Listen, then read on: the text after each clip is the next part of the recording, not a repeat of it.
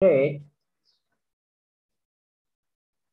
আসলে যদি লো টেম্পারেচারে হয় সেক্ষেত্রে খুব একটা প্রবলেম হয় না, বোঝা যায় না। কিন্তু যখন একটা মেটেরিয়ালস এর উপরে স্ট্রেন রেটটা হাই হবে এট হাই টেম্পারেচার, তখন কিন্তু সিগনিফিকেন্ট ইফেক্ট হবে। এই কথাটা বলার উদ্দেশ্য হচ্ছে আমরা অনেকেই রোলিং মিলে, বিশেষ করে হট রোলিং মিলে আমরা অনেকে চাকরি করব। তো দেখা গেছে যে হট রোলিং মিলের অনেক সময় সে 1200 1250 ডিগ্রি সেন্টিগ্রেডের বিলেটটা রোলিং করার সময় শেয়ার হয়ে যায়, ভেঙে যায়, ছিঁড়ে যায়। ভেঙে গেল, ছিঁড়ে গেল, একটা তো ইন্ডাস্ট্রিয়াল লস আসছে, সেটা তো বলার অবকাশ রাখে না। কিন্তু অন্য সমস্যা যে এই ছিঁড়ে যাওয়া অংশটুকু কোথায় যাবে, কোথায় গিয়ে পড়বে, ইউ ডোন্ট নো। অনেক সময় দেখা গেছে এই ছিঁড়ে যাওয়া টুকরাটা মানুষের গায়ের উপরে গিয়ে পড়েছে। মনে কর একটা বিলেটের আধা ফিট, একটা বিলেটেরও ওজন প্রায় 5 থেকে 10 কেজি বা আরো বেশি। একটা বিলেট 40 ফিট, একটা বিলেট 40 ফিট, একটা বিলেটের ওজন অ্যারাউন্ড 2 টন, 2 টন প্রায় ওজন একটা বিলেটের। সেই বিলেটের একটা অংশ যদি ছিঁড়ে ছটকায় কারো গায়ের উপর পড়ে, হিউজ অ্যামাউন্টের হিট, কোয়ান্টিটি অফ হিট। টেম্পারেচারটা একটা ফ্যাক্টর, 1200 ডিগ্রি সেন্টিগ্রেড, আর Q equal to MST, huge অ্যামাউন্টের হিট। এই তখন তার গায়ে গিয়ে যদি পড়ে, গায়ে যত মোটা কাপড়ই থাকুক না কেন,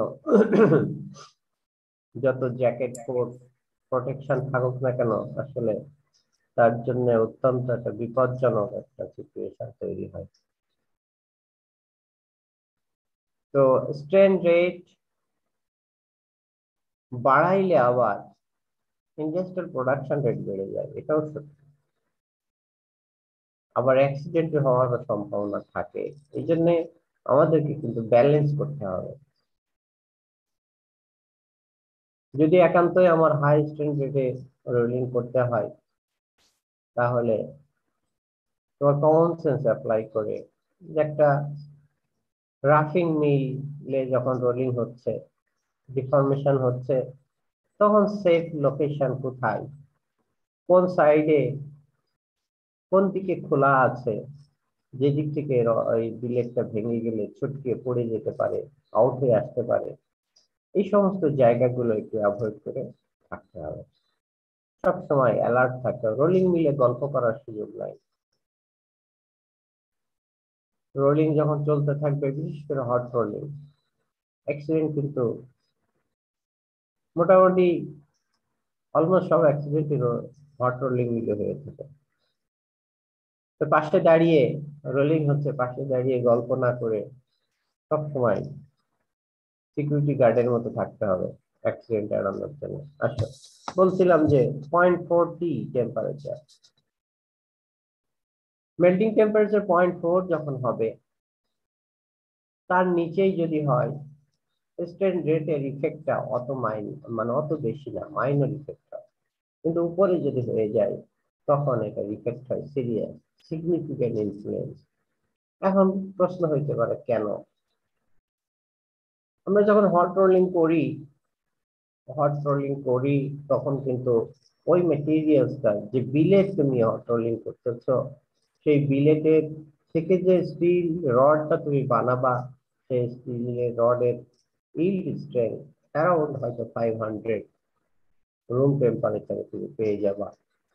কিন্তু যে সময় তুমি রোলিং করতেছো, তখন ওইটার ইল্ড স্ট্রেংথ এই অ্যারাউন্ড 15-20, হ্যাঁ এই লেভেলের, অর্ডার অফ 20-25 এই টাইপের তার এই লিস্টিং থাকে। তার মানে বুঝতে পারতেছো সিরিয়াসলি সফট,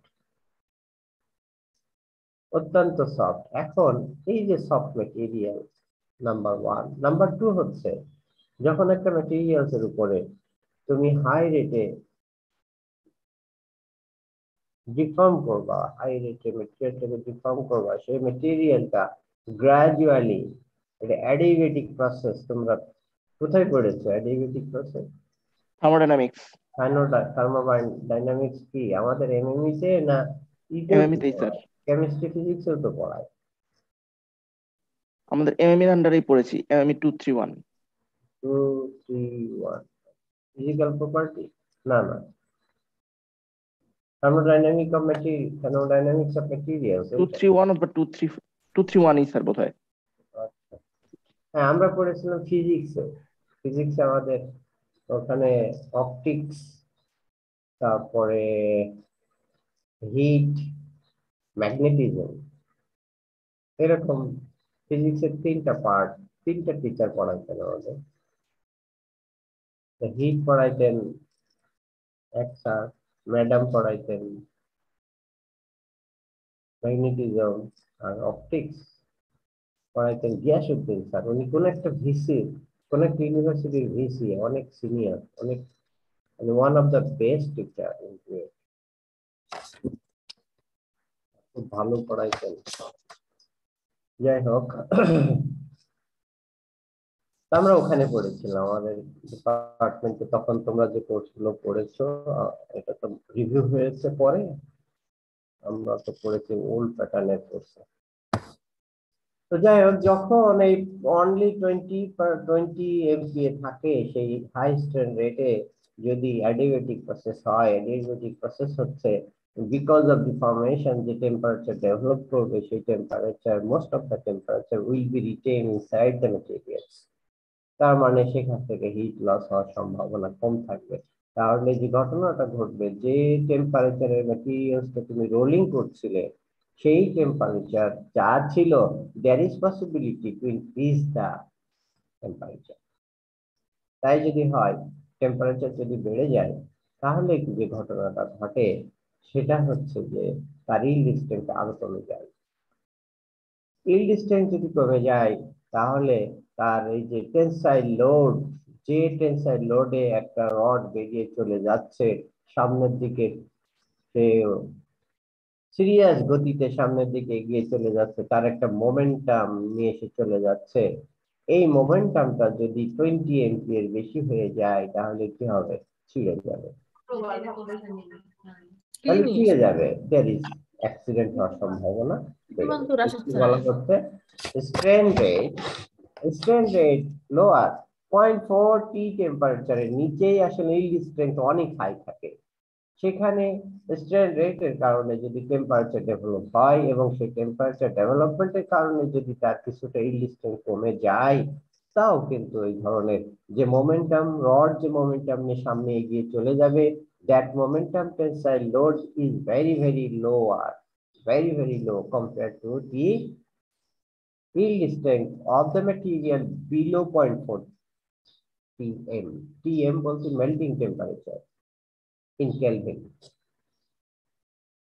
তো যখন টেম্পারেচার বেড়ে যাবে, এমনিতে ইল্ড স্ট্রেংথ কমে যাবে। তারপরে টেম্পারেচার বেড়ে যাওয়ার সাথে সাথে যদি আমরা হাই স্ট্রেন রেটে রোলিং করে থাকি, তাহলে তার অ্যাডিবেটিক প্রসেসের কারণে heat will be retain inside the material এবং গ্র্যাজুয়ালি তার ইল্ড স্ট্রেংথ কমে যাবে। এবং সামান্য এদিক ওদিক হইলেই যে মোমেন্টাম নিয়ে রড বেরিয়ে চলে যাবে, টেনসাইল মোমেন্টাম, সেইটার কারণে অনেক সময় ছিঁড়ে যেতে পারে। যদি ছিঁড়ে যায়, ছিঁড়ে যাওয়ার টুকরা কিন্তু, এটা কোন ডাইরেকশনে যাবে আবার বলতেছি, যখন তোমার একটা আস্ত রড থাকে তার কিন্তু একটা লিমিটেশন থাকে, সে একটা গাইডেড রুট ফলো করে। কিন্তু যখন সে টুকরো হয়ে যায়, টুকরো হয়ে গেলে সে অনেক সময় জাম্প করে উপরের দিকে। এই জাম্প করে আরেকটা জায়গায় ধাক্কা লেগে সে কোথায় গিয়ে পড়বে এই জন্য। এতে করে বাংলাদেশে অনেক অ্যাক্সিডেন্ট হয়েছে, অনেকে মারাও গেছে।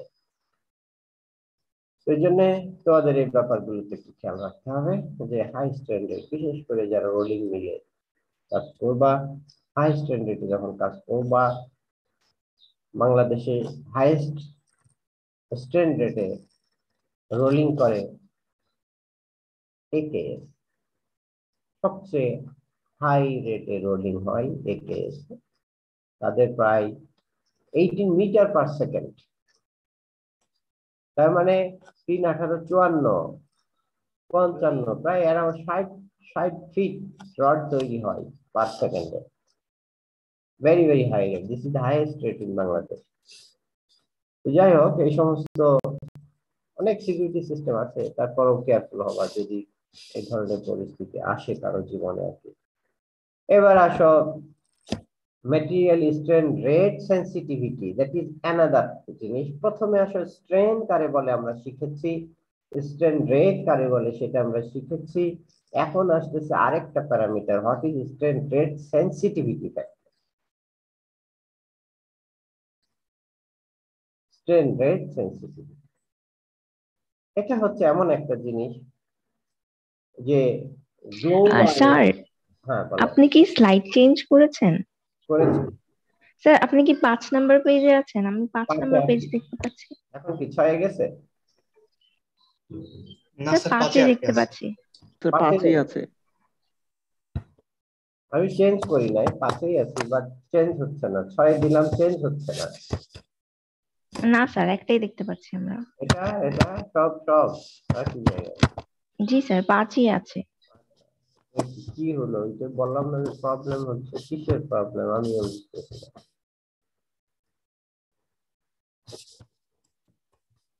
সফটওয়্যার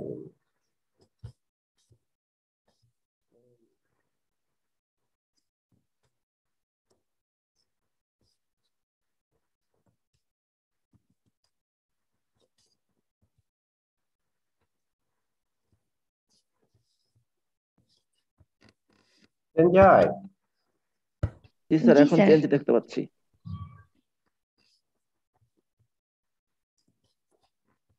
চেঞ্জ হয় এবার হচ্ছে। না স্যার। না স্যার। এই জায়গায় যাবে না। Please move this window away from the shared application, মানে ফোর্স লেখা কেন?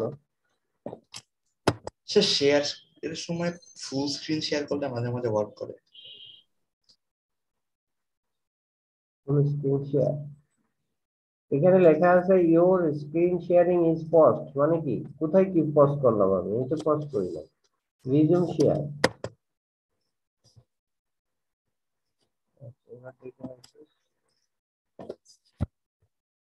শেয়ার হয় না স্যার। চেঞ্জ হচ্ছে না। কিন্তু আনচেঞ্জ রই। স্যার স্লাইড শো দিলে চেঞ্জ হচ্ছে না, কিন্তু হুম, অন্যভাবে চেঞ্জ করলে হচ্ছে, দেখা যাচ্ছে। কেন তাহলে এটা হচ্ছে কেন? স্ক্রিন শেয়ার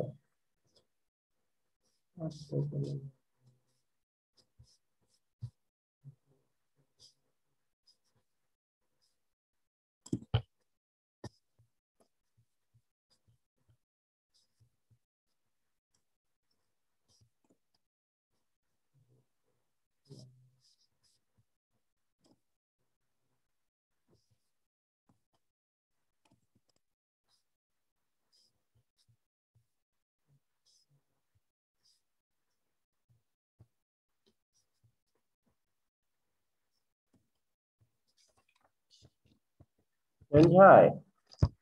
না স্যার। না স্যার, এখন 7 নাম্বার আটকে আছে। হুম,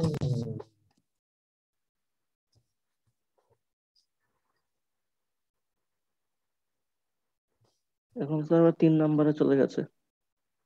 হ্যাঁ ওটা শেয়ারে, মানে স্লাইড শোতে নাই তো, স্লাইড শোতে দেখাচ্ছে কিওর কিওর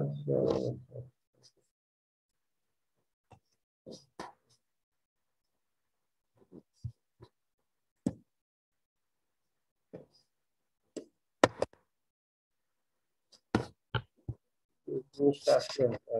এখন 3-এ না? জি স্যার। বুঝায় কিছু? 3-এই আটকে আছে স্যার। না স্যার।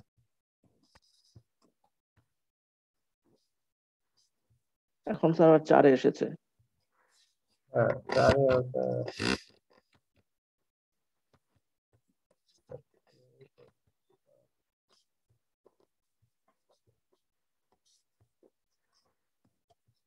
হ্যাঁ, যেটা বলছিলাম, এখন কতটা? 4-এ না? এখন স্যার 5-এ। আছে। আচ্ছা, এইটা বলে নে, আবার শেয়ার করবো অন্যভাবে। এখন strain sensitivity, strain rate sensitivity, এটা কি জিনিস? এটা ভেরি ভেরি ইম্পর্টেন্ট জিনিস, যার উপরে অন্য একটা ম্যাটেরিয়ালস এর বিহেভিয়ার চলে আসে। এটা হচ্ছে ব্যাপারটা এরকম যে একজন মানুষ কতটুকু সেন্সিটিভ। অনেক সময় একজন মানুষ খারাপ কাজ করেছে, তাকে আরেকজন গালি দিয়েছে, সে গালি শুনে বাসায় গিয়ে কান্নাকাটি করেছে যে আমি মানুষ, এই কাজটা কেনই বা করলাম, আর এই কাজের জন্য ওই মানুষটা আমাকে এইভাবে গালাগালি করলো, আসলে মানুষ হিসেবে আমার এটা করা উচিত না। That is sensitivity. আর একজন মানুষ একই খারাপ কাজ করেছে, তাকে গালি দেওয়া হয়েছে, কিছু হয় নাই, আবার করেছে, এবার মারা হয়েছে, কিছু করে তারপরেও চেঞ্জ হয় না, তার মানে তার সেন্সিটিভিটি কম। আমরা বলে থাকি চামড়াপুরি মানুষ, বা হচ্ছে বেয়াদব মানুষ, বা সমাজের খারাপ মানুষ, যেটাই বলে না, লেস সেন্সিটিভ, বিকার নাই, এইরকম একটা জিনিস।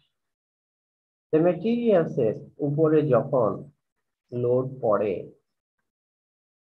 সেই লোডের স্ট্রেন পড়ে, সেই স্ট্রেনটা কত জায়গায় সেন্স করে, that is sensitivity, strain rate, strain sensitivity. এখন আমি মনে করো রেট এর সাথে যোগ করে দিলাম স্ট্রেন রেট সেন্সিটিভিটি, তাহলে কি হবে? স্ট্রেন মুভ করলো, স্ট্রেনকে সেন্স করবে, সাথে সাথে কি রেটে সে স্ট্রেন হচ্ছে সেটাও সে সেন্স করবে। যদি আমি একটা কম্পোনেন্টের জাস্ট মিডল পয়েন্টে, একটা সিঙ্গেল পয়েন্টে এই ধরনের স্ট্রেস অ্যাপ্লাই করি, সেখানে স্ট্রেন হবে, এবং সেই জায়গায় যে স্ট্রেন রেট সেটাও ওখানে অ্যাকশনে থাকবে। এই সবগুলোই যদি ওই মেটেরিয়ালসের সারাউন্ডিং ম্যাটেরিয়ালস যদি সেন্স করে এবং অ্যাকর্ডিংলি যদি সে রিয়্যাক্ট করে, that is strain rate sensitivity. এখন বলতে পারো যে এটা লাভ কি? লাভ হিউজ। সেটা হচ্ছে যে একটা মেটেরিয়ালস যদি স্ট্রেনের যদি সেন্সিটিভিটি না থাকে, স্ট্রেন রেটের যদি সেন্সিটিভিটি না থাকে, তাহলে কি হবে? আমি যেখানে লোডটা অ্যাপ্লাই করলাম সেখানেই কনসেন্ট্রেটেড হবে, অন্য জায়গায় ছড়িয়ে যাবে না। তার মানে অনেকটা সেলফিশ টাইপের মানুষ, সে সাথে কল্পনা করা যায়। সে যত কিছু আয় করলো, যত কিছু সম্পদের মালিক হলো, নিজেই ভোগ করলো। সে যে একটা সমাজের পার্ট, এই সমাজে যে অনেক গরিব মানুষ আছে, সমাজের অনেক নিডি মানুষ আছে, অনেক মানুষ না খেয়ে আছে, অনেক মানুষ তাদের বাচ্চাদের লেখাপড়া করাতে পারছে না, অনেক গরিব মানুষ আমার গ্রামে আমি দেখেছি, অনেক গরিব মানুষ তার মেয়েটার বিয়ে দিতে পারছে না। এই যে একটা সিচুয়েশন, আমরা যারা সমাজে একটু স্বাবলম্বী, আমাদের কিন্তু হিউজ দায়িত্ব এগুলোর দিকে খেয়াল করা। যেরকম মেটেরিয়ালস যদি আমরা যেরকম সমাজে যেটা হচ্ছে, আমি স্বাবলম্বী, আমি খাচ্ছি, আমি পড়ছি, আমি সবকিছু ভালো ভালো ভালো ভালো ভালো, আরেকজন মানুষ ভালো তো দূরের কথা, আমার এভরিডে রিকোয়ারমেন্ট 50টা, ওই মানুষটার এভরিডে রিকোয়ারমেন্ট 2টা। কেমনে 3 বেলা খাবে,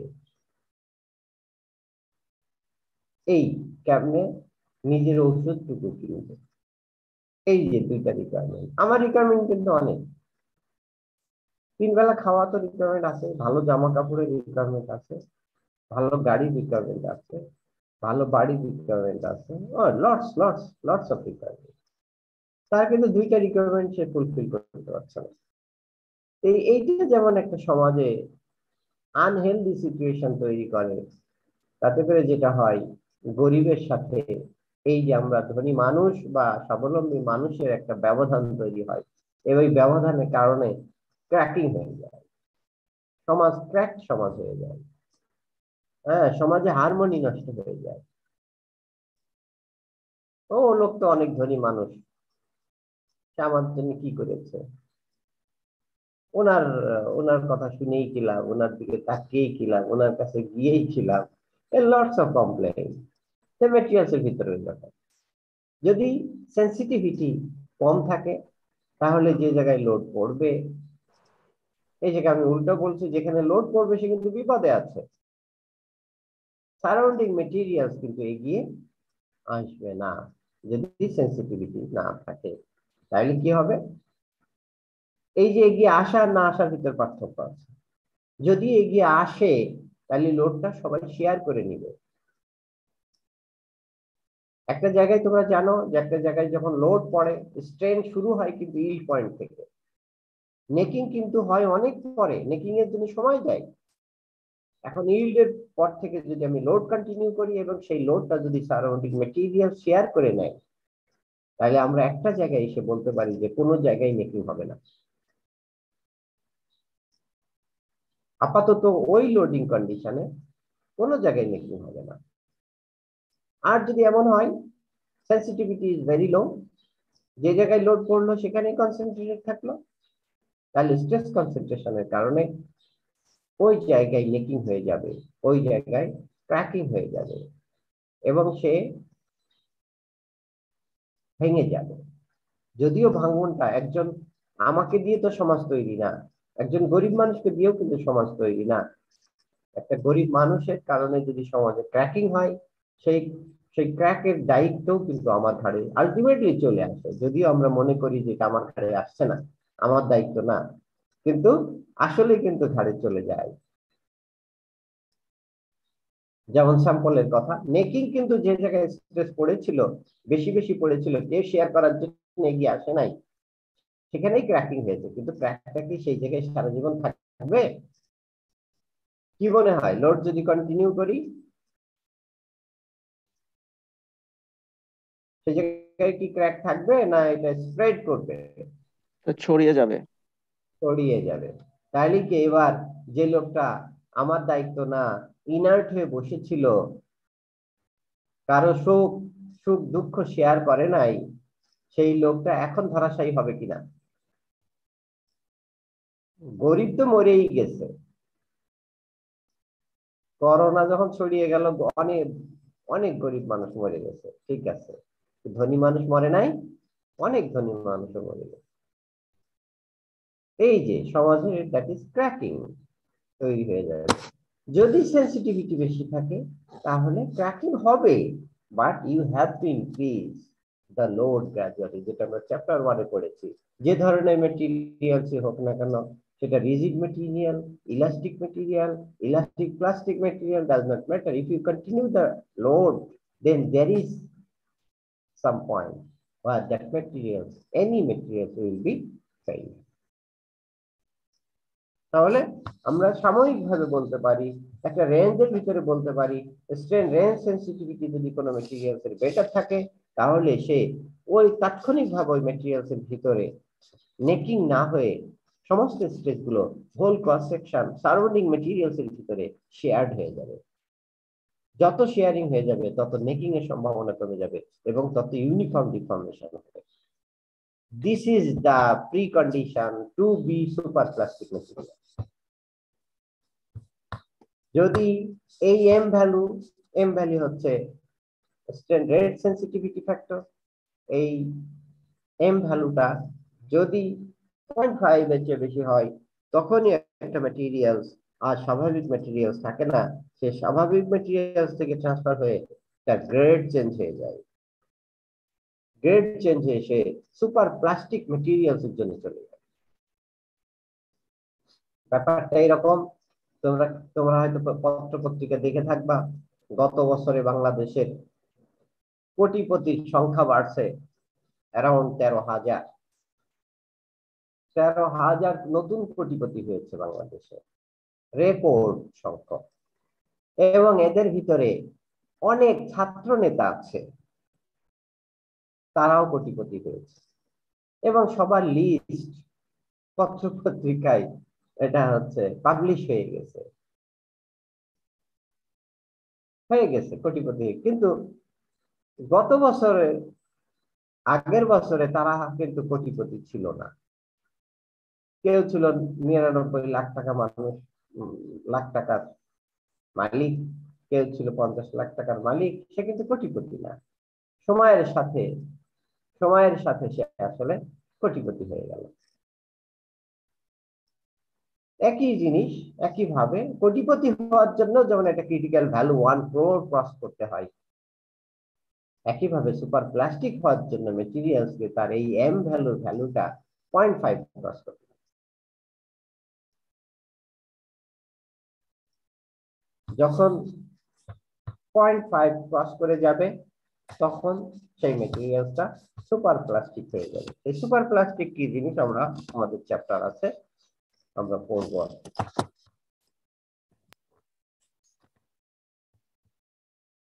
এবার আমরা effect of cold working on mechanical properties করতেছি। আমরা যদি কোন একটা ভার্জিন মেটেরিয়াল বলতে আমরা hot work, hot work and normalized, আমরা সবসময় ভার্জিন মেটেরিয়াল বলতে hot work and normalized materials কে ধরে নিব। এই hot work একটা materials, normalized একটা materials কে যদি আমরা cold working করি তার ভিতরে চেঞ্জ আসবে, মেটেরিয়ালস এর ভিতরে স্ট্রাকচার আস্তে আস্তে ইলংগেটেড হয়ে যাবে, ডিসলোকেশন গুলো মুভ করবে, বাধ্য হবে তার নিজের ভিটা মাটি ছেড়ে অন্য জায়গায় চলে যেতে। ভিটা মাটি বলছে এই জন্য, নরমালাইজড কন্ডিশন হচ্ছে স্ট্যান্ডার্ড কন্ডিশন, ম্যাটেরিয়ালস এর ভিতরে যা যা হওয়া উচিত সেইগুলো ওখানে থাকে। এটা হচ্ছে best condition for the material, এদের দ্বারা সবচেয়ে বেশি হ্যাপি হয়। তো যখন আমরা এই নরমালাইজড ম্যাটেরিয়ালস এর উপরে স্ট্রেস অ্যাপ্লাই করব, স্ট্রেস মানে ডিফর্ম করব, আস্তে আস্তে ভিতরে ডিসলোকেশন মুভ করবে, ম্যাটেরিয়ালের সেকশন চেঞ্জ হবে। দেখা গেছে যে অ্যারাউন্ড 10% পর্যন্ত এই ডিফর্মেশনে সবচেয়ে বেশি ইফেক্টটা পাওয়া যায়। Rate of increase of tensile strength with cold working or deformation, এটা আপ টু 10% এটা হাই রেটে হয়, তারপরে আস্তে আস্তে কমে যায়। এই ডায়াগ্রামটা দেখো, এই ডায়াগ্রামে তিনটা জিনিস দেখানো হয়েছে, ultimate tensile strength, yield strength 0.2 আর ইল্ড স্ট্রেংথ 0.02। এটা জিনিস একই, শুধুমাত্র কনসিডারেশনের ব্যাপার আছে। যাই হোক, আমরা যে এই দুইটা যদি দেখি তাহলে দেখা যাচ্ছে যে এইভাবে তার ইউনিট স্ট্রেস যাচ্ছে, স্ট্রেস স্ট্রেংথ এইভাবে তার বেড়ে যাচ্ছে, ইল্ড স্ট্রেংথ এইভাবে বেড়ে যাচ্ছে। এইটা স্লোপ দেখো, এইটা স্লোপ দেখো, এখানকার স্লোপ দেখো, এখানকার স্লোপ দেখো, এইটার তুলনায় এখানকার স্লোপ অনেক স্টিপ। তার মানে বোঝা যাচ্ছে change is very very high, change is very very high. তারপরে আস্তে আস্তে চেঞ্জটা কমে যাচ্ছে, কমে যাচ্ছে। এটা কেন হয় সেটা আমরা যদি এক্সপ্লেন করি, যখন একটা ভার্জিন মেটেরিয়াল নেওয়া হয়, ভার্জিন মেটেরিয়াল গুলোর ডিসলোকেশন যেখানে যেখানে যেভাবে থাকা উচিত তারা কিন্তু সেট হয়ে থাকে। সবচেয়ে সবচেয়ে তোমার আকর্ষণ মানে কি বলবো, তার জন্য কমফোর্টেবল জায়গাগুলোতে সে থেকে যায়। এখন এই মানুষটা এই যে ম্যাটেরিয়ালস এর বিভিন্ন গ্রেন ডিসলোকেশন যেখানে থাকার কথা, যে শেপে থাকার কথা, যেটা থাকলে সবচেয়ে খুশি হবে সেখানে সে কিন্তু সেট হয়ে আছে আফটার নর্মালাইজড কন্ডিশনে। আমি যখন কোল্ড ওয়ার্কিং শুরু করলাম তখন ডিসলোকেশন মুভ করবে,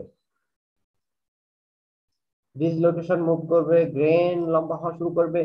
প্রথমেই কিন্তু সবচেয়ে বেশি সে রেজিস্ট্যান্স অ্যাপ্লাই করবে, চেষ্টা করবে, কিন্তু তার মোমেন্টাম নিয়ে আসা পর্যন্ত সে চেষ্টা করবে, তাকে লোড দিতেই থাকবে, দিতে সে যাইতে চাইবে না, যাইতে চাইবে না, তারপরে দিতেই থাকবে। এই যে সে সমান তালে রেজিস্ট করতেছে, তারপরে যখন তার মুভমেন্ট চলে আসছে তখন কিন্তু চলমান জিনিস, এটাকে আমরা অনেক ভাবে বলতে পারি।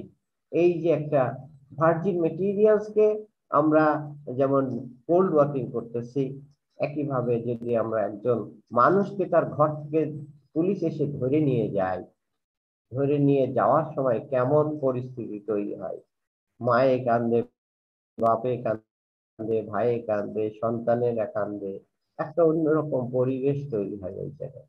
কিন্তু লোকটা যখন ঘরের বাইরে চলে গেছে এবং আস্তে আস্তে ইউজ টু হয়ে যায়, ছেলেদের সন্তানদের কান্নাও আস্তে আস্তে বন্ধ হয়ে যায়, বাচ্চা বা মা বাপের কান্নাও আস্তে আস্তে বন্ধ হয়ে যায়, মনে ক্ষোভ থাকে, সেই ক্ষোভটা আলাদা, কিন্তু যে একেবারে বার্স্ট ইনটু টিয়ার্স সেই জিনিসগুলো আস্তে আস্তে গ্রাজুয়ালি করে যায় এবং নর্মাল হয়েছে। হ্যাঁ, জেলে চলে গেছে, জেলে চলে গিয়ে মানুষ কিন্তু আর সুখে নাই, সকালবেলা রুটি খাই, রাত দুপুরে হয়তো কিছু একটা করে, ফুল বাগানে পানি দেয় না কি করে, আমরা তো ভিতরে যাই নাই, জানি না কি আসলে ঘটনা ঘটে। তো যাই হোক, সেটা কিন্তু তাদের আবার নতুন একটা জীবন, সেই স্বাভাবিক জীবনে সে ইউজ টু হয়ে যায়, স্বাভাবিক জীবনে ইউজ টু হয়ে যাচ্ছে। কিন্তু সেই স্বাভাবিক জীবনে যাওয়ার আগে যে আরেকটা স্বাভাবিক জীবন ছিল, যে স্বাভাবিক জীবনটাই ছিল তার জন্য সবচেয়ে ভালো, সে সবচেয়ে খুশি ছিল, সেই জায়গা থেকে তখন যাকে ধরে নিয়ে যাওয়া হচ্ছে তখন কিন্তু সে সবচেয়ে বেশি আনহ্যাপি হয়ে যাচ্ছে। এই জন্য প্রথম দিকে রিয়াকশনটা একটু ডিফারেন্ট হয়ে থাকে। কারো সমস্যা আছে, বুঝতে পেরেছো? জি স্যার।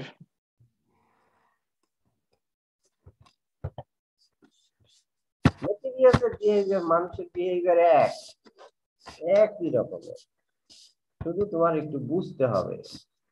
এবার আসো, আমরা যদি কোল্ড ওয়ার্কিং করি, ডিফর্ম করি, তাহলে ম্যাটেরিয়ালসের কিন্তু স্ট্রেংথ বেড়ে যায়, এটা শাশ্বত ব্যাপার।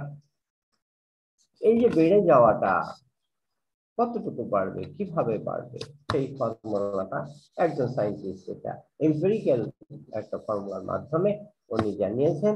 S equal to K SA গুণ 1 plus R।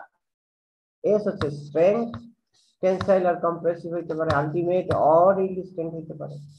K হচ্ছে constant, depends on material type of test. SA is normalized strength, যেটা এতক্ষণ বারবার বলছি, normalized material, normalized materials এর টেনসাইল স্ট্রেংথ। আর হচ্ছে রিডাকশন, তুমি যখন একটা ম্যাটেরিয়ালস কে ধরে টান দিবা তার ডায়া কমে যাবে, ক্রস সেকশনাল এরিয়া কমে যাবে, সেই আর হচ্ছে রিডাকশন, যেটা আমরা চ্যাপ্টার 1 এ পড়ে এসেছি। এই কে এর ভ্যালু এক একটার জন্য এক এক রকম, ইউটিএস এর জন্য একরকম, ইউটিএস আলটিমেট টেনসাইল স্ট্রেংথ তার জন্য একরকম, কম্প্রেসিভ এর জন্য একরকম, টেনসাইল ইল্ড এর জন্য একরকম, কম্প্রেসিভ ইল্ড এর জন্য একরকম। এই চারটা UTS, compressive, tensile yield, compressive yield, K equal to 1.27, 1.33, 1.67, 1.45। এক একটার জন্য এক এক রকম। এখানে ওনারা বের করেছেন ওই ওই যে ইকুয়েশনটা ফিট করার জন্য এই ভ্যালু গুলো বসাইলে বেটার ওয়েতে ফিট করে, এক্সপেরিমেন্টাল ভ্যালু এবং তোমার যে রিয়েল ভ্যালু। যদি কে এর ভ্যালু এইভাবে চেঞ্জ করো তাহলে এটা পাবে। এটা কোন ম্যাটেরিয়ালের ডাটা হ্যাঁ, স্যার? এখানে যে কে ভ্যালুগুলো দেওয়া ছিল কোন ম্যাটেরিয়ালের? যে কোনো ম্যাটেরিয়াল হতে পারে, যে কোনো ম্যাটেরিয়াল হতে পারে, যদিও একটু চেঞ্জ হয় কারণ সবার তার স্ট্রেন হার্ডেনিং এক্সপোনেন্ট এক না। এটা কিন্তু empirical relationship just to gauge. এরপরে এই কে ভ্যালুটা অ্যাডজাস্ট করে নিতে হয়। যখন তুমি এই ফিল্ডে রিসার্চ করবা তখন তোমাকে তোমার প্রতিনিয়ত নতুন নতুন এম্পিরিক্যাল রিলেশনশিপ আসবে depending on chemical composition. Brush ব্রোঞ্জের কথা চিন্তা করো, গান মেটালের কথা চিন্তা করো, সেখানে এক একটা এক এক রকমের রেড ব্রাশ, তারপরে তোমার যে বুনস মেটাল, এক একটার জন্য এক এক রকম কেমিক্যাল কম্পোজিশন, এক এক রকমের স্ট্রেনের ইফেক্ট হবে যে কোনো একটা পার্টিকুলার জন্য। এটা সাধারণত স্কিলের জন্য বলা হয়েছে নরমালাইজ, কিন্তু এই ভ্যালুটা এটা সবার জন্য কাজ করবে, বাট প্রত্যেকটা ক্ষেত্রে তোমাকে আর একটু মডিফাই করে নিতে হবে। এই এই যে এখান থেকে যে জিনিসটা শিখলাম তার সাথে সম্পর্ক রেখে একটা problem, design A code working schedule of an AISI 1030 steel to increase the yield strength to 130 KSI। একটা 1030 স্টিলের স্ট্রেংথ আমি ইউটিএস আমি বাড়িয়ে 130 KSI করতে চাই, তার জন্য আমার কি পরিমাণ কোল্ড ওয়ার্কিং করতে হবে সেটা তোমাকে জানাইতে বলা হয়েছে। প্রবলেম সলভ করতে গিয়ে প্রথমেই দেখো এটার ইনিশিয়াল ভ্যালু ট্যালু কিছু দেওয়া নাই, বলতে পারো যে ডেটা দেওয়া নাই, এটা কিন্তু ভুল জিনিস। ডেটা দেওয়া আছে, 1030 বলার সাথে সাথে ডেটা দেওয়া হয়ে গেছে। 1030 মানে 0.3% কার্বন, 0.3% কার্বন মানে কত পার্সেন্ট পারলাইট আর ফেরাইট আছে সেইটা তুমি জেনে নেবা। যখন 1 পারলাইট আর ফেরাইট তুমি জেনে গেছো, সাথে সাথে তুমি জেনে গেলে সেই মেটেরিয়ালস পারলাইটের স্ট্রেংথ এবং ফেরাইটের স্ট্রেংথকে প্রপোর্শনেটলি যদি বসিয়ে দাও তাহলে ওই রড বলো আর ওই বিলেট বলো আর ওই শীট বলো, এটা কিন্তু টেনসাইল স্ট্রেংথ ইউটিএস তুমি পেয়ে গেছো। এরপরে তুমি ফর্মুলা অ্যাপ্লাই করো। বুঝতে পেরেছ? জি স্যার। বুঝো নাই এমন কেউ আছো?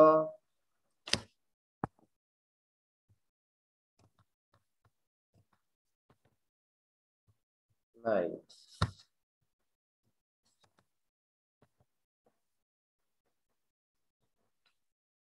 Effect of rate of deformation। হ্যাঁ, যদি আমরা কোন একটা ম্যাটেরিয়ালস এর ডিফরমেশন রেট বাড়িয়ে দেই তাহলে তার স্ট্রেন, ডিফরমেশন রেট বাড়িয়ে দিলে কি হবে? টেনসাইল স্ট্রেংথ, এদিকে দেখো টেনসাইল স্ট্রেংথ যে কোনো একটা পার্টিকুলার ম্যাটেরিয়াল নাও, এই যে 1000 ডিগ্রিতেই নাও ফর এক্সাম্পল, 1000 ডিগ্রিতে নিয়েছো, স্ট্রেন রেট বাড়িয়ে দিয়েছো, বাড়িয়ে দিলে কি হচ্ছে? বাড়িয়ে দিলে কি হয়? কি দেখতে পাচ্ছ বাড়িয়ে দিলে? টেনসাইল স্ট্রেংথ বেড়ে যাচ্ছে। বেড়ে যাচ্ছে। হ্যাঁ, টেনসাইল স্ট্রেংথ বেড়ে যায়। টেনসাইল স্ট্রেংথ যদি একটা ম্যাটেরিয়ালস এর বেড়ে যায় স্ট্রেন রেটের কারণে, তাহলে কি তার ইল্ড স্ট্রেংথ বাড়ে না? জি স্যার, বাড়া উচিত। বেড়ে যায়। যদি ইল্ড স্ট্রেংথ এবং টেনসাইল স্ট্রেংথ বেড়ে যায় তার ডাক্টিলিটি কি কমে না? জি স্যার, সাধারণত কমে যায়। কমে যায়। তাহলে আমরা এখান থেকে যে জিনিসটা শিখতে পারলাম যে ইল্ড স্ট্রেংথ ইউটিএস এই জিনিসটা কিন্তু আসলে ফিক্সড ভ্যালু না, এটা হচ্ছে dependent on rate of test.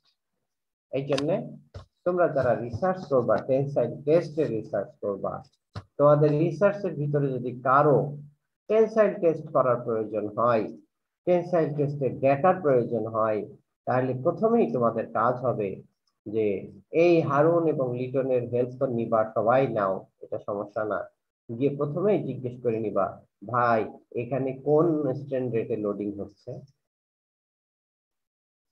কিছুই বলতে পারবে না, স্ট্যান্ড রেট সে কিন্তু বুঝবে না, সে কিছুই জানে না। সে তারে তখন বলবো যে এই ক্রস হেড মুভমেন্টটা কিরকম হচ্ছে। ক্রস হেড মুভমেন্ট মানে টেনসাইল টেস্ট করলে দুই যেখানে রড বাঁধা আছে দুই মাথা কত দ্রুত একজন থেকে আরেকজন, একজন আরেকজন থেকে সরে যাচ্ছে। আর কম্প্রেসিভ লোডে যদি হয়, মোডে যদি হয়, দুইটা মাথা কত দ্রুত একজন আরেকজনের দিকে যাচ্ছে। এটা হচ্ছে ক্রস হেড মুভমেন্ট। এইটা তোমরা জেনে নিবা। কেন জেনে নিবা? আজকে মনে করো 5টা তোমার টেনসাইল টেস্ট করার দরকার হলো, আবার 1 মাস পরে আবার 10টা টেনসাইল টেস্ট করার দরকার হলো, just to compare your initial value. এখন আগের টেস্ট যদি তুমি করে থাকো cross head movement 10 millimetre per second or per minute, unfortunately ওই জায়গায় যারা টেস্ট করেছিল সে চেঞ্জ করে রেখে দিয়েছে 40 মিলিমিটার পার মিনিট। এখন তুমি যদি মেশিন সম্বন্ধে তোমার ধারণা না থাকে, তুমি যদি 40 মিলিমিটার পার মিনিটে যদি টেস্ট করো, টেস্ট করে নিয়ে গিয়ে স্যারের কাছে নিয়ে যাও যে স্যার এইটা হচ্ছে আগের 5টা স্যাম্পলের টেস্ট রেজাল্ট, আর এইটা হচ্ছে পরের 10টা স্যাম্পলের টেস্ট রেজাল্ট। আজকে আমরা যে জিনিসটা শিখলাম সেখান থেকে দেখতে পাচ্ছি দুইটা টেস্টের রেজাল্ট ভিন্ন হয়ে যাবে, ঠিক কিনা? জি স্যার। Yes, sir. তাহলে কি রিসার্চ হবে, কিছু হবে বলো? না স্যার, মিসলিডিং ফলাফল আসবে। একদম মিসলিডিং, কোনো কনক্লুশন নাই। এবং তোমাদের এই ম্যাক্সিমাম আমি যে প্রজেক্ট গুলো দেখি এখানেই আমার ফ্রাস্ট্রেশন। তোমরা প্রজেক্ট করো ঠিকই, কি করো না করো কোনো গাইডলাইন নাই, কিচ্ছু নাই, যে ডেটা পাও সেই ডেটা র ডেটা ওখানে নিয়ে গিয়ে বসিয়ে দাও, সেই র ডেটার সাথে একটার সাথে আর একটা কোনো মিল নাই, একটা সিকোয়েন্স নাই, একটা ট্রেন্ড ফলো করে না। এবং যদি প্রশ্ন করা হয় একেবারে স্ট্রেট ফরওয়ার্ড কথা, স্যার এটা আমি বলতে পারবো না। তুমি যদি এই সামান্য জিনিসটুকু না বলতে পারো তাহলে কিভাবে দায়িত্ব নিবা R&D সেকশনে, কিভাবে কিভাবে দায়িত্ব নিবা একটা রোলিং মিলের মানে ফ্যাক্টরি ইনচার্জ, কিভাবে দায়িত্ব নিবা? এই জন্যই তো দুঃখ করে বলতে হয় আজকে কেমিক্যাল থেকে পাশ করে গিয়ে রোলিং মিলের প্রোডাকশন ম্যানেজার, আর তার আন্ডারে এমএমই গ্রাজুয়েটরা, তার আন্ডারে ডজনস অফ এমএমই গ্রাজুয়েট তার আন্ডারে চাকরি করে, সে কিন্তু প্রোডাকশন ম্যানেজার হইতে পারে না। এটা অনেক দুঃখজনক। রোলিং মিলের কোয়ালিটি কন্ট্রোল আইপি ডিপার্টমেন্ট থেকে পাশ করে গিয়ে সে কোয়ালিটি কন্ট্রোল ম্যানেজার হয়, এমএমই গ্রাজুয়েটরা তার আন্ডারে কাজ করে। শুধু তার আন্ডারেই কাজ করে না, আমার জানা মতে একজন আইপির গ্রাজুয়েটকে 8 লক্ষ টাকা অফার করেছিল মাসে, তারপরও উনি অনেকদিন চাকরি করেছে, লাস্টে একটা ভালো চাকরি মাল্টিনেশনাল কোম্পানিতে চাকরি হয়েছে তার, এবং আরো স্যালারি, এখন 2-3টা দেশের কান্ট্রি ম্যানেজার হয়ে গেছে। আমারও প্রায় 7-8 বছরের জুনিয়র। দেখো এটা হচ্ছে ক্রিয়েটিভ পড়ালেখা। ক্রিয়েটিভ পড়ালেখা করবা, ভালো ভালো পজিশনে চলে যাবা, তোমার অ্যাডমিনিস্ট্রেটিভ পাওয়ার থাকবে, তোমার ক্রিয়েটিভ চিন্তা ভাবনা থাকবে, হ্যাঁ, ম্যানেজারিয়াল পাওয়ার থাকবে, নিউ থিঙ্কিং থাকবে। তা আমরাও তো বোর্ড থেকে পাস করছি, তা আমাদের এই সমস্যা কেন হচ্ছে? কারণ আমাদের সাবজেক্ট গুলোর ভিতরে আমরা ওই লেভেলের চ্যালেঞ্জিং জিনিস শিখাচ্ছি না। কারণ একটা প্রশ্ন তুমি যদি প্রশ্নটার ধরন যদি এমন হয়, ডিসকাস কার্বোরাইজিং, তোমাদেরকে কার্বোরাইজিং পড়িয়েছি, ডিসকাস কার্বোরাইজিং। কে পারবে না এই প্রশ্নটার উত্তর দিতে? কম হোক, বেশি হোক, ভালো হোক, মন্দ হোক, সবাই এই প্রশ্নটা টাচ করবে। কিন্তু আমি যদি বলে দেই যে একটা পিনিয়ন দেওয়া হয়েছে, যে পিনিয়নটা এই রেটে ঘুরবে, এখানে এভরি ইয়ারে এই রেটে ক্ষয় হয়ে যাবে, তুমি একটা কার্বোরাইজিং এর জন্য একটা ডিজাইন করো যাতে এই পিনিয়নটা 15 বছর আনইন্টারাপ্টেড সার্ভিস দিতে পারে। দুইটা প্রশ্ন এক?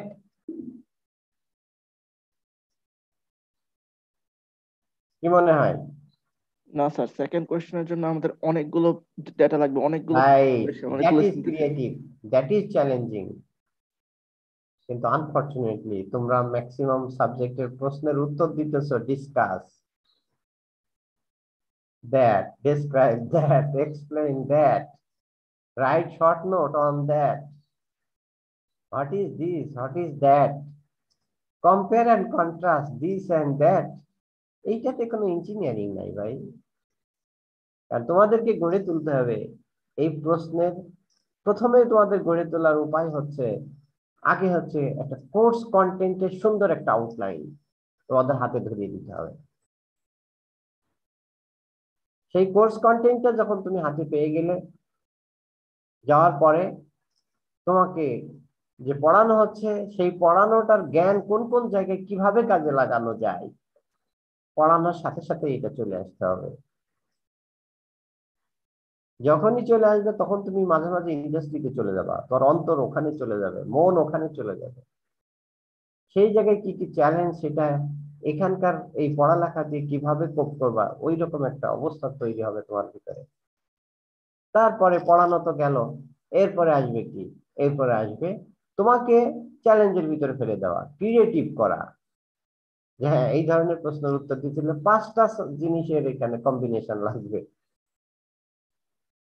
এখানে ম্যাথও চলে আসতেছে, কি রেটে উইয়ার হচ্ছে, কতদিন চলবে, 15 বছর চালাইতে হবে, কি রেটে, সেখানে টু সাম এক্সটেন্ট ম্যাথও আছে, ক্যালকুলেশন আছে, কতটুকু তোমার থিকনেসের কোটিং করবা, এবং ওই কোটিংটা কি কার্বোরাইজিং করে করবা, কি প্যাক কার্বোরাইজিং করবা, না গ্যাস কার্বোরাইজিং করবা, না নাইট রাইডিং করবা, এবার তোমার ডিসিশন নিতে হবে। কারণ সব মেথডেরই লিমিটেশন আছে। প্যাকে বেশি ডিপ করতে পারবে না, তোমাকে যেতে হবে গ্যাসে, অথবা তোমাকে যেতে হবে ভ্যাকুয়ামে। দেখছো কতগুলো জিনিস তোমার মাথার ভিতর দিয়ে বেরিয়ে আসতে হচ্ছে। আর এটাই হচ্ছে তোমার ক্রিয়েটিভ পড়ানো, ছাত্রদেরকে ক্রিয়েটিভ করার সবচেয়ে বড় উপায়। আর এইভাবে যদি ক্রিয়েটিভ না করো, আলটিমেটলি আসলে লাভ হবে না। শুধু পড়েই যাওয়া, গ্রাজুয়েট হয়ে যাবা, ইঞ্জিনিয়ার হয়ে যাবা, কিন্তু আলটিমেটলি লাভ হবে না। ঠিক আছে, আমাদের সময় শেষ, আমরা আগামী ক্লাসে এখান থেকে পড়বো আর কি। তাদের ক্লাস আছে না? জি স্যার। ওকে।